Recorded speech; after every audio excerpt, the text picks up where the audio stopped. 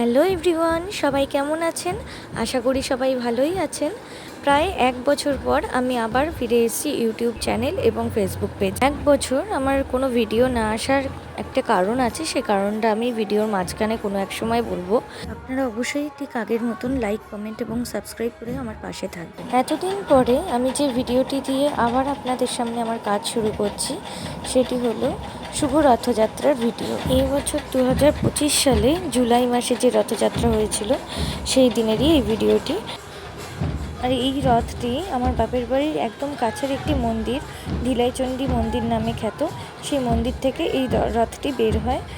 কিন্তু আমি কোনো বছরই এই রথযাত্রা দেখতে পারি না। দূর থেকে ভিডিওতে আমি দেখতে পাই, যারা যারা লাইভ করে তাদেরটাই দেখতে পাই, কিন্তু আমি নিজে স্বচক্ষে খুব একটা দেখতে পাই না, কারণ আমি দূরে থাকি। তো এই বছর একটি বিশেষ কারণে আমি বাপের বাড়িতে প্রায় 1 বছর রয়েছি, তাই আবার সেই রথযাত্রাটা দেখতে পেলাম। আর এই বছর আমার সব কিছুই একটু বেশি স্পেশাল লাগছে, তাই যেন কোনো কিছুই আমি মিস করতে চাইছি না। ভিডিওটি যদি আপনারা খুব ভালো করে মন দিয়ে দেখেন তাহলে হয়তো আসল কারণটা বুঝেই যাবে। যারা আমার পরিচিত তারা সকলেই জানেন, শুধুমাত্র ইউটিউব এবং ফেসবুকে যারা আমার নতুন বন্ধু তারাই জানেন না। দেখুন কত সুন্দর আয়োজন করে এই রথটি বের হয়। আবার ঠিক উল্টো রথের দিনও এই একই দৃশ্য দেখা যাবে। তাই ঠিক একই রকমভাবে উল্টো রথের দিনও আমরা নিচে নেমেছিলাম এই রথযাত্রা দেখতে, কিন্তু কোনো এক কারণে ভিডিও করা হয়নি, তাই সোজা রথের ভিডিওটাই আপনাদের সামনে তুলে ধরলাম। দেখুন জগন্নাথ দেব আর তার রথকে কি সুন্দর করে সাজানো হয়েছে। আবার যারা এই রথযাত্রার দায়িত্বে ছিলেন তারাও যাত্রাপথে প্রত্যেক ভক্তকে একটু করে প্রসাদও দিয়েছিলেন। আমরাও সেই প্রসাদ পাওয়ার একটু সৌভাগ্য লাভ করেছিলাম। সামনে দিয়ে প্রভু রথে করে যাচ্ছেন, আর তার পবিত্র রথের দড়ি স্পর্শ করব না সেটা কি করে হয় বলুন। তাই চট করে চলে গেলাম, রথের দড়ি স্পর্শ করে প্রণাম করলাম এবং আমার সাথে আরেকজনকেও প্রণাম করালাম। এবার আসি বিপত্তারিণী পুজোতে।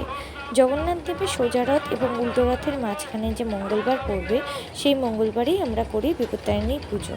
তো সেরকমভাবেই সোজা রথ আর উল্টো রথের মাঝখানে এই বছরও যে মঙ্গলবার পড়েছিল সেই দিন আমরা করলাম বাড়িতেই সেই পুজো।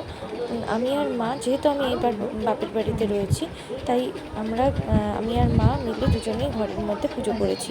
পুরীর সাথে থাকলেও আমি ঘরের মধ্যে করি, আবার এখানে যখন মা থাকে একা, তো মা এখানে ঘরে করে, দুজনে আলাদা আলাদা করি। আর এই বছর দুজন একসাথেই করতে পেরেছি।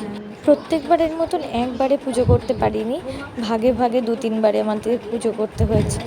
এর একটা মিষ্টি কারণ হলো সৃষ্টিকর্তার আশীর্বাদে আমি আর আমার হাজব্যান্ড দুজনেই নতুন বাবা মা হয়েছি।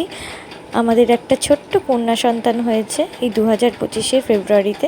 তাই আপনারা সকলে ওকে আশীর্বাদ করবেন, ও যেন সুস্থ থাকে, ভালো থাকে। আর তাকে নিয়ে যদি আপনারা কোনো ভিডিও দেখতে চান তাহলে অবশ্যই কমেন্ট করে জানাবেন। আজকের ভিডিওটা এই পর্যন্তই। সবাই সুস্থ থাকবেন, ভালো থাকবেন, টাটা।